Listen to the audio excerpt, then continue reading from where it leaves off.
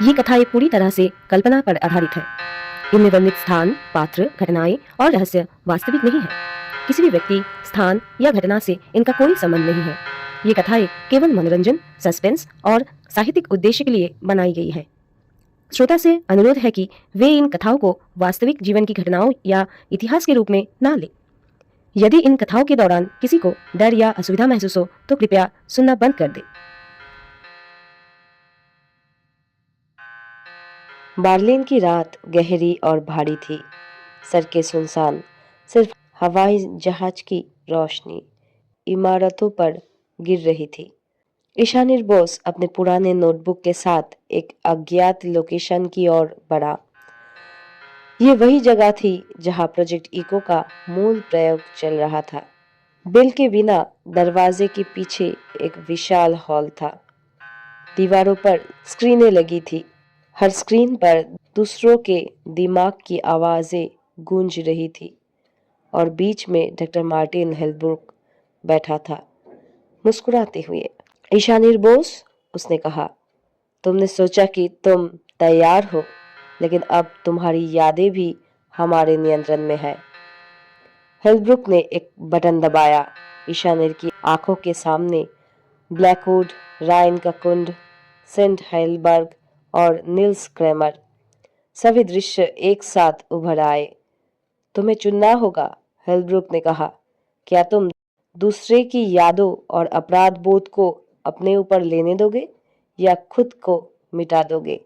ईशानीर महसूस कर रहा था, यह केवल मानसिक युद्ध नहीं था, ये उसके अस्तित्व की परीक्षा थी। ईशानीर ने खुद को स्क्रीन में देखा।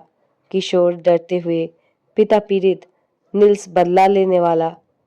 वो जान गया प्रोजेक्ट इको का उद्देश्य कभी मौत नहीं था, ये था दिमागों को हथियार बनाना, दूसरों के अपराध बोध से शक्ति निकालना, और अब ये उसके सामने था।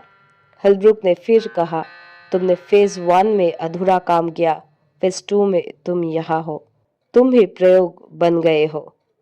ईशानीर ने आंखें बंद की। रायन के कुंड की गूंज, सेंट हेलबर्ग का दरवाजा, नील्स की आवाज, सभी उसके भीतर थे। फिर उसने कहा, धीरे और स्थिर, मैं प्रयोग नहीं बनूंगा, मैं सच का इंसान हूं, और सच किसी के नियंत्रण में नहीं। तुम इको नहीं चला सकते, सिर्फ तुम खुद को इको बना सकते हो। मैं अपनी पहचान नहीं दूंगा। स्क्रीनें अचानक ब्लैंक हो गई। हेल्ब्रुक के हाथ में बटन जम हो गया। सभी मशीनें रुक गई। ईशानीर ने महसूस किया, उसने मानव चेतना को मशीन के ऊपर रख दिया। प्रोजेक्ट इको विफल हुआ। हेल्ब्रुक चिल्लाया, लेकिन कोई सुन नहीं रहा था। उसका पूरा साजिश ईशानीर की मानसिक मजबूती के सामने टिक नहीं पाई। ईशानीर ने न केवल इको को खत्म किया, बल्कि सभी मरीजों की फाइलें सुरक्षित की। नील्स क्रेमर और अन्य लोग अब स्वतंत्र थे। वो बाहर आया। सूरज उग रहा था। शहर की गलियों में पहली बार वास्तविक शांति थी। लेकिन ईशानीर जानता था, सच्चाई हमेशा खतरे में ही रहते हैं। पर अब उसने वो फैसला किया, सत्य का सामना करना किसी प्रयोग से बड़ा है। ईशानीर अकेला खड़ा था। पीछे इको की मशीनें धुआं बन चुकी थी। आगे नई चुनौतियां, लेकिन अब वो जानता था, कोई भी दिमाग, कोई भी अपराध बोध किसी इंसान को नियंत्रित नहीं कर सकता।